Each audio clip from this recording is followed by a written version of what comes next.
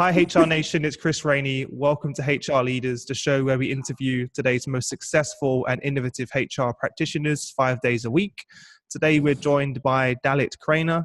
Dalit is the Global Vice President of HR at Amdocs. Dalit, welcome to the show. How are you? Thank you very much. I'm very good. Thank you for joining us. Dalit, tell our listeners a little bit about yourself personally and your journey to where we are today. Okay. So first of all, thank you for inviting me. I'm very happy to be here. Sorry, I'm 45. I have two kids, 16 and 10, and in the last 3 years or so, we are living in New Jersey, US. Originally, I'm from Israel. So for me to come here, live here and work from here and work with global leaders, it was a great experience, but I can also tell about my kids. You know, I really gave them a huge gift for life, the language that they gained, but also the ability to adjust to new changes, to new places, you know, to new people, to new culture, and so on. So I'm very, very grateful for that. I'm working as an HR and practicing this the HR domain for the last 25 years. Mm-hmm. Many years in different industries, different companies, and even different countries. Wow. Yeah, so for me, you know, in a way I can say that this is a way of life, not just a job. No, it certainly is. What a journey, right? From Israel, and you mentioned, I think before the show, that you were in the army as well, right? Yeah, I was an officer in the army in Israel. Everyone needs to be in the army and serve the army. So I spent almost 4 years in Israeli Defense Force as an officer in the Air Force. Mm-hmm. And actually, I can say that my role there was some kind of HR as well. So if I count everything, as I said, I have almost 25 years of experience in this domain. Mm. So why HR? What drew you to HR? Where did that passion come from? Yeah, so first of all, I have passion to people. For me, you know, working for a high-tech company, I always say that no matter how complex the systems will be, the computers and everything, I believe that people are much more complicated. And as HR, you know, we need to work day in, day out with employees and leaders and to crack this system, which is much more interesting. Yeah. But I will tell you a personal story. When I was in the 10th grade, I was expelled from school. The principal called me and he said, you know, you're not good enough for us. You need to leave. Wow. Yeah, and it crushed me, obviously. You know, it was in the age that you start to identify who you are and start to crisp, you know, who you want to be. And it took me quite a while. It took me a few years to gain back my self-confidence, my self-esteem. I was supported, of course, by my great family and great friends. And I realized at some point that I'm very good. Not just not good enough, I'm very good. And I have a future and I can do whatever I want. And the moment I realized that, I wanted to pass it on. You know, I wanted to empower people. I wanted to empower leaders to empower people. I wanted to empower organizations. And this is how I chose at the beginning, you know, in the army to go to take care of people. And later on to start my career as the HR and to go and develop, you know, employees, develop leaders, and so on. So it was very a compelling event in my life, I can say, that took me to where I am. Well, I can certainly feel the passion that you have for HR coming through, right? So that's the key thing. So where you are now you're a very experienced now in your career. I was just wondering, what really occupies your mind on a day-to-day basis? So what I love, by the way, one of the things that I really love in HR is you are coming to work, you're coming to the office or whatever. I'm in quite a lot as well, so I'm coming to a new country or to a new place, and every day I find myself doing something else. So I'm never bored. Yeah. Yeah, always a lot of surprises and always a lot of challenges that I need to tackle and crack. So for me, this is exciting.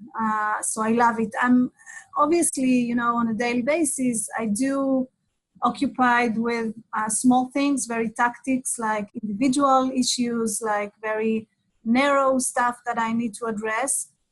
But I always make sure that I'm also handling, the strategic stuff, the planning, the future readiness of the organization and people. This is something that I very much obsessed with, to make sure future ready all the time. I think I say that to all of the HR leaders that, every day is a different day, right? That's what makes it exciting. There's no days the same. No, there's always something different. I think that's what's not many jobs offer that.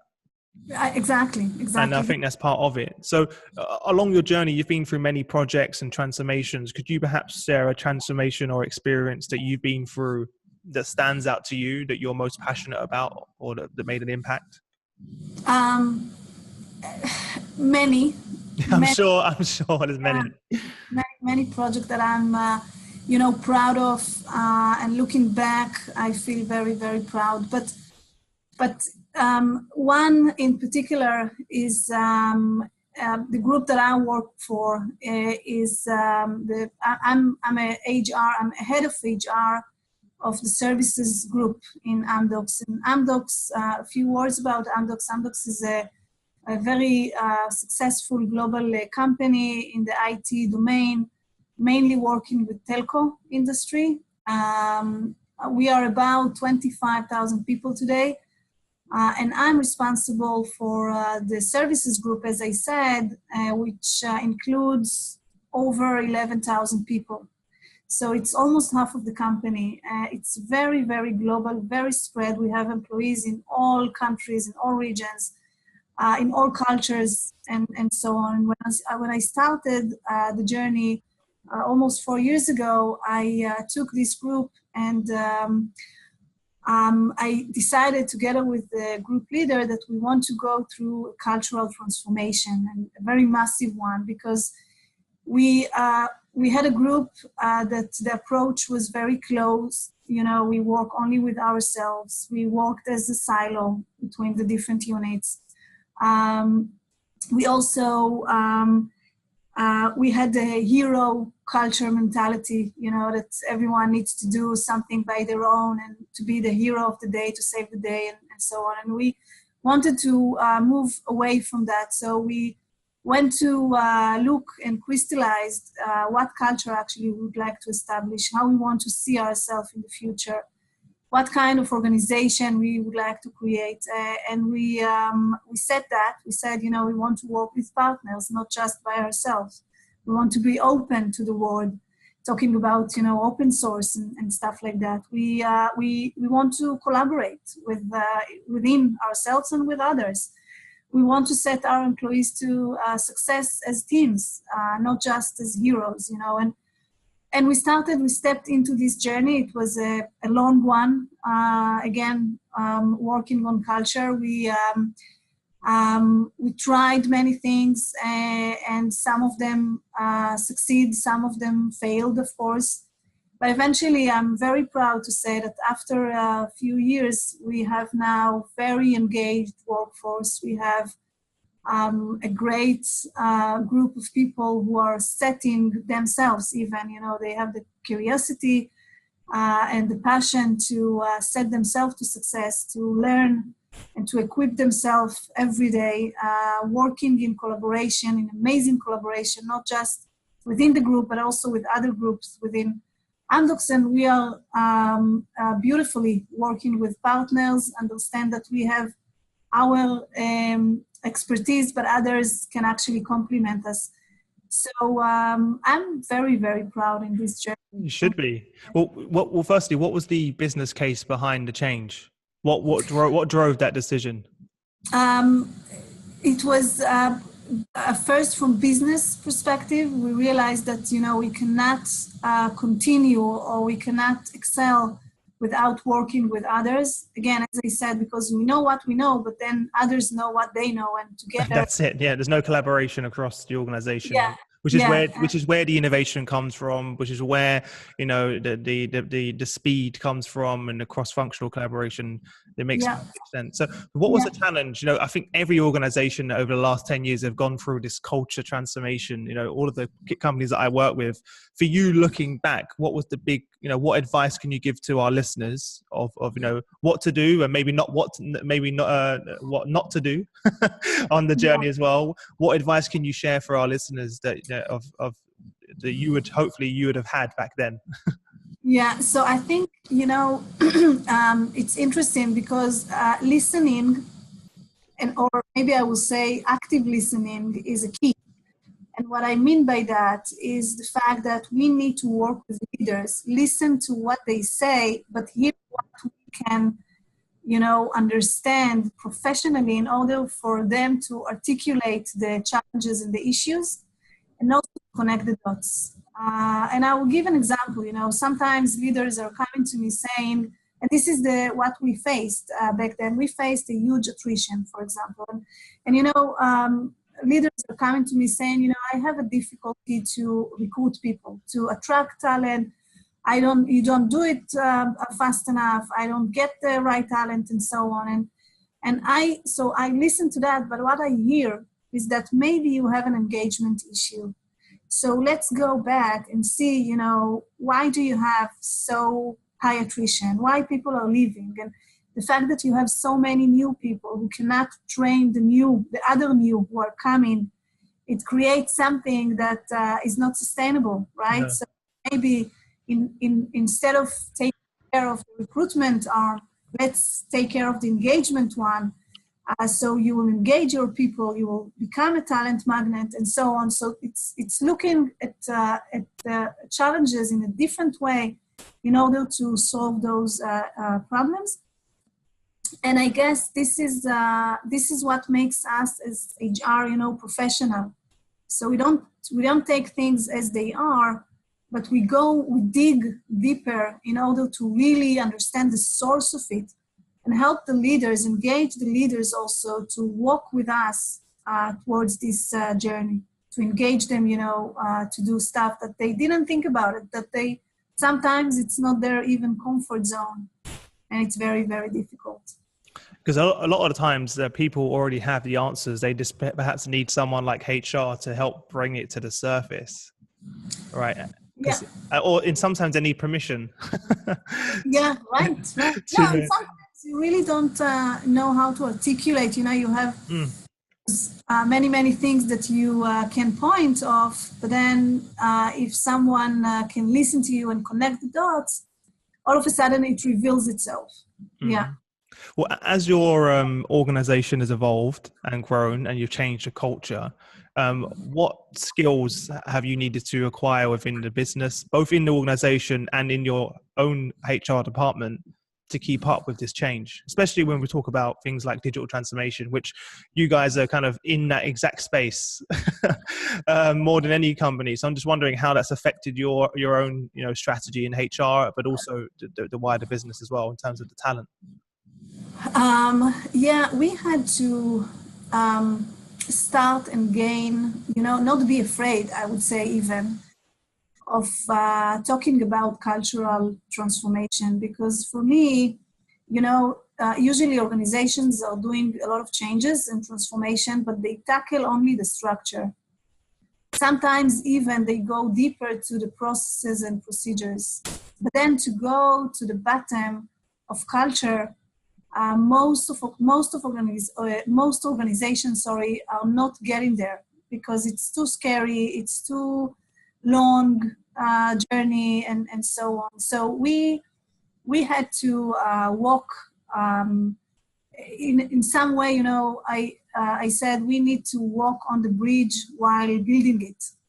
Yep. And I always use that one. My one is, you know, jump out of the airplane and then create your parachute on the way down. That's my yeah. So this is some kind of extreme. You know, it's very, very scary because you don't see the all the way through, and you need to invent, and you need to be confidence enough in yourself and in your team and lead and so on. So this is something that we had to gain along the way, and the trust in each other and stuff like that. But above all of that, and I see it in general, in HR today, that we are becoming much more data driven, and we need to be not afraid from data, from technology. Those are very, very important things that we need to add to HR. While, by the way, in the other hand, while we need to develop a lot of empathy, specifically in this time that we are living at, the fact that we need to rely heavily on technology, artificial intelligence, and VR and all that stuff, we need to be much more, to develop much more empathy towards people, and to sometimes even hold their hands while they are walking in this road.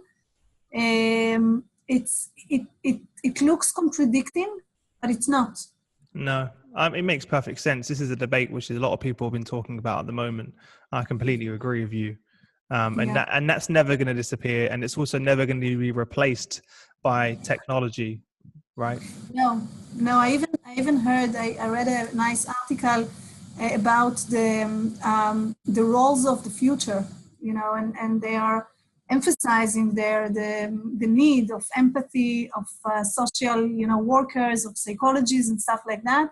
And they're saying when technology even become more and more dominant, we need more and more care people, and psychologists. In the workplace.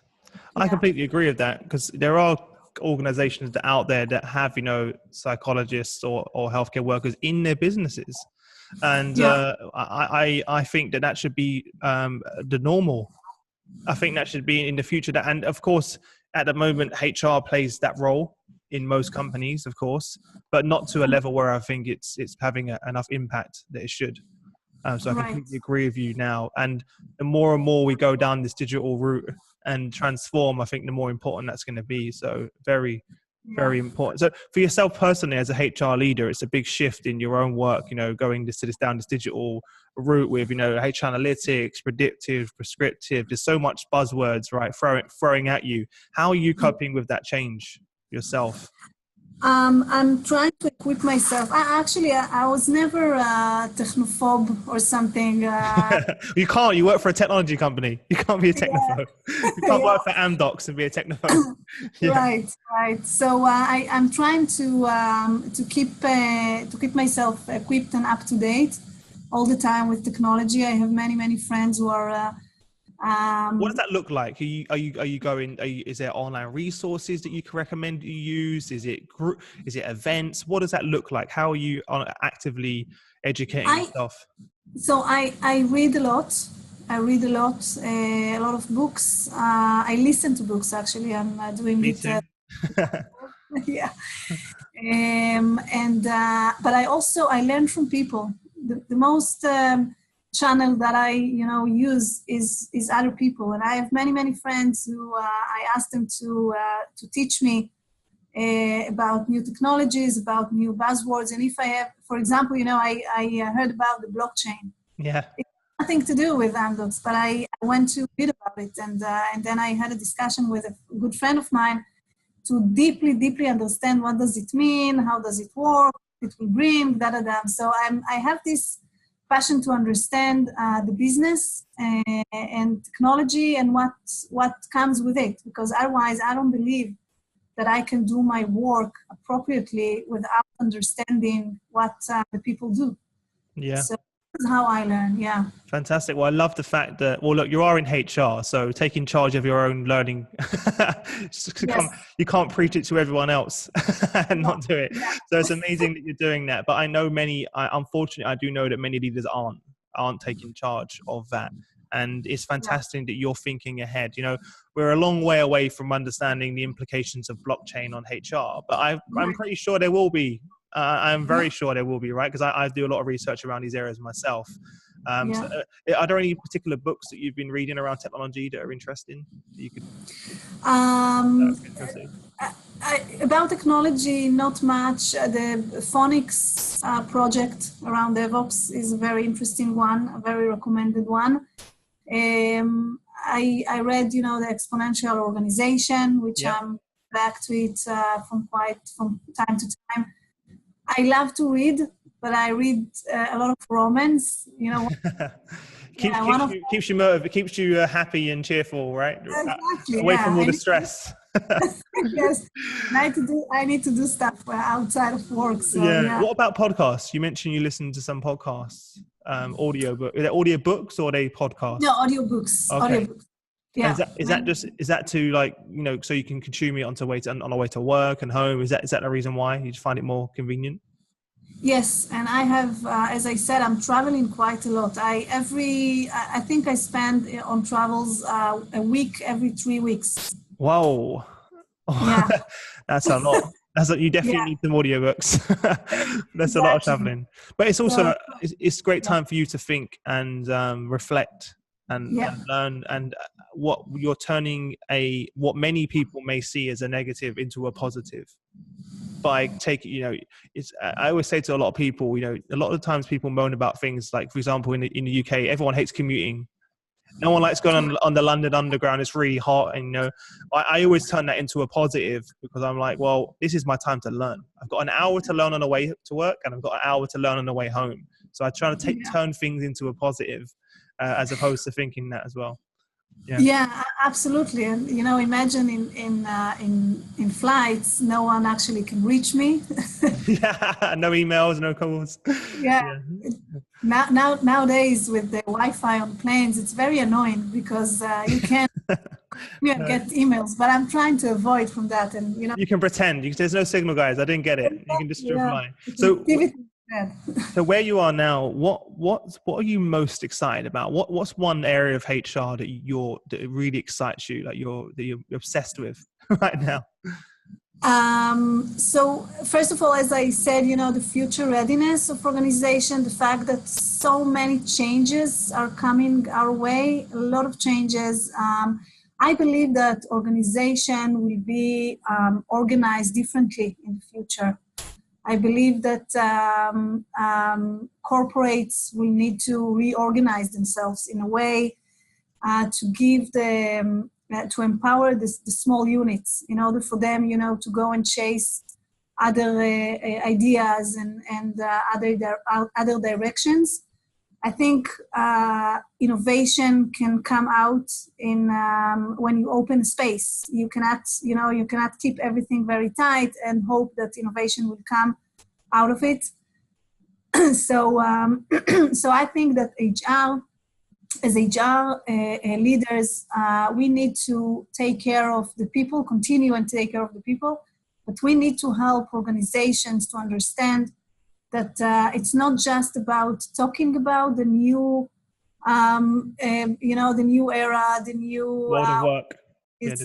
But really do it, and the cultural. I believe that also cultural transformation will continue to be very dominant in our life, and as of that, we need to work very closely with leaders because I do believe that the new the new world that we are facing now, it needs a different leadership, right? Mm-hmm.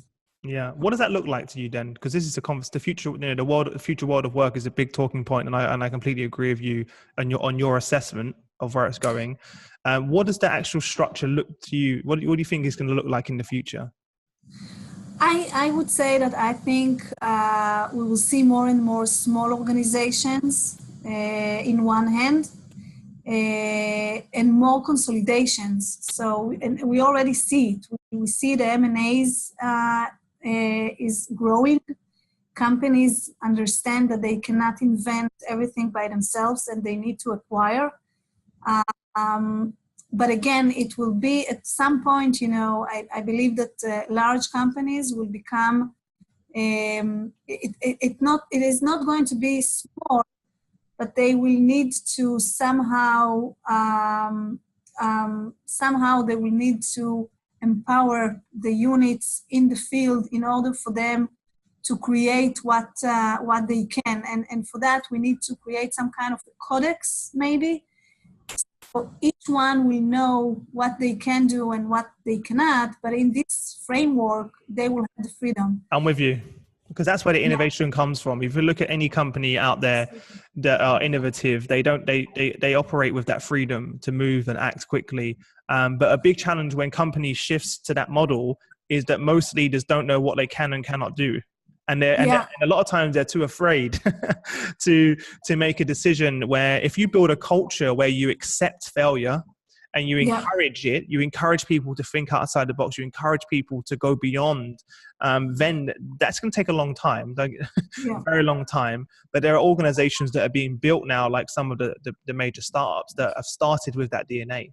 That's being the DNA from the beginning, and there's no surprise that they're able to innovate and move quickly and bring products to the market in record time, right?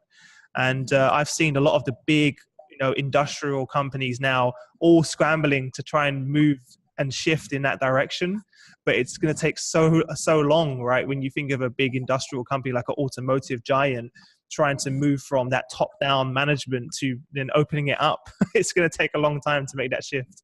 Yeah, I totally agree. But it is going to be fascinating because they will not be able to continue as they are. Nope.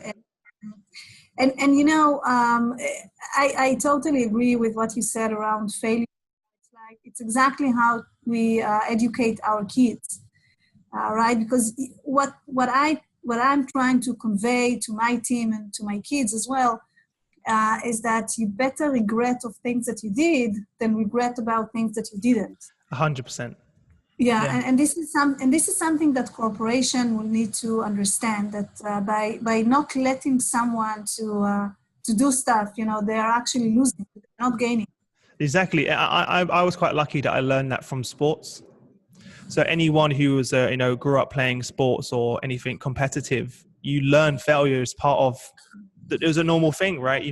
We played ice hockey, for example. We lost a lot of games, but we also won a lot of games. But you learned, it wasn't like we were scared to ever lose a game. We knew going into it, right? And it seems obvious when you think about it from that perspective, but it's incredible. A lot of the best talent I've ever hired have been people from sports backgrounds, or actually from the army.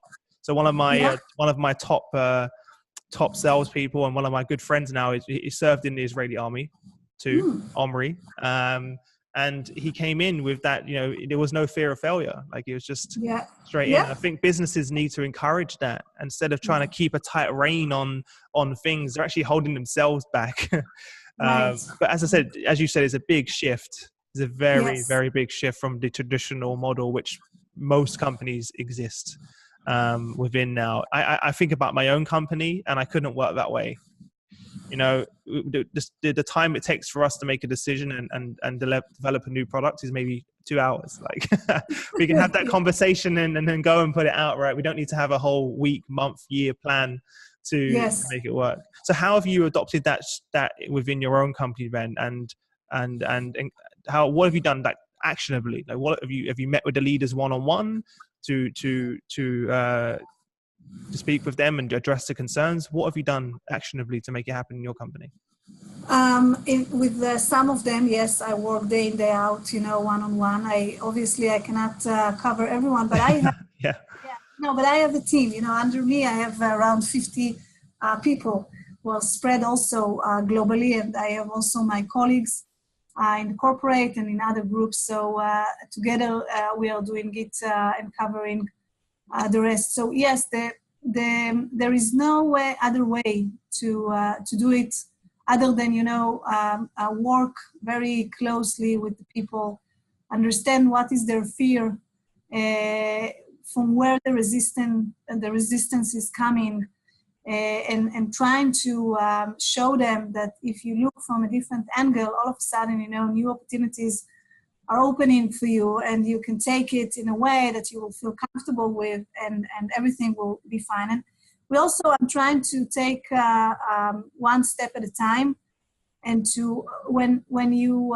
manage to create some even quick wins, small success, that they feel that they can do it and stay alive. Confidence, boost their confidence. Yes, exactly. And I have one leader, just to say, I have one very senior leader who doesn't like to host a town hall, for example, to speak with people. He's a great leader, very strong one. But then, we took it with him one step at a time, speaking towards the audience, towards his people, and and all of a sudden, he's coming to us saying, you know what, let's do it now. And he's pushing. So it's working very closely with them, make them feel confidence in this. Yeah.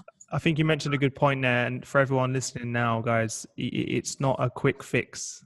It's an ongoing journey, and in many cases, even if you're a large organizations like Dalit's organization, you have to have those one-on-one conversations and address everyone individually, and it's going to take a long time to do that. And everyone has different concerns and different fears. It's not all the same across everyone. And I think that's where many organizations fail. They think, we're going to send out a company newsletter, let everyone know that we've changed, and everything's going to be fine. If only it worked that way. If only it worked that way. I always say that in changes, we need actually two main key pieces. One is persistence, and the other one is determination. If you have those two, in most cases, it will happen. You will succeed. Mm-hmm. But it's very hard. Yeah. Yeah. Well, great story. It's a combination of history and love, which I love both. I love love and I love history. It's also about the strength of women, the persistence, and what you actually need, what you are willing to do in order to change. So it's a great story. Perfect. Well, I'll certainly link that up in the description for everyone. Can you share one internet resource or some online resources that you use to keep up to date with current events and your own activity? Yeah, so I'm using LinkedIn quite a lot because they have, like short articles that you can very quickly. I open every day, actually in the morning, I open it and read some of the daily stuff. I also use CB because we work with them, and also they have also great articles, but this is for weekends because it's quite long. They're definitely not short articles, are they? No, LinkedIn's a shorter version, right? You can get to that. Right. As well. What about for some sort of, do you use anything for your productivity? Do you use any apps or anything for your to schedule your own productivities or your day-to-day activities?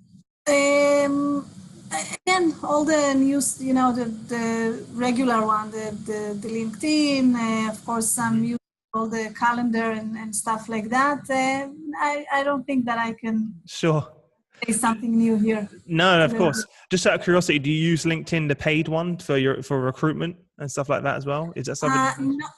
Not for recruitment, but yes, the paid one for exploring and for getting some more information. Yeah. Perfect. And in terms of the other question is, and I'd love to hear your thoughts on this. In terms of your business, you've been there for quite a long time now. What most excites you? What's one thing that most excites you about working in the organization? First of all, it's a very successful one, and that it enabled me to work with so many people around the globe. Get to know so many cultures, different cultures, and travel. Believe it or not, with the intensive timeline that I have, I love to travel. So the opportunity for me to go places and to meet different people is very interesting and amazing for me. It's a great privilege. Well, you're certainly in the right job. You love travel, you love challenges, you love new things, you love people. You couldn't be in any better position than you're in. I used to say that I don't know if I chose a job or a. Yeah.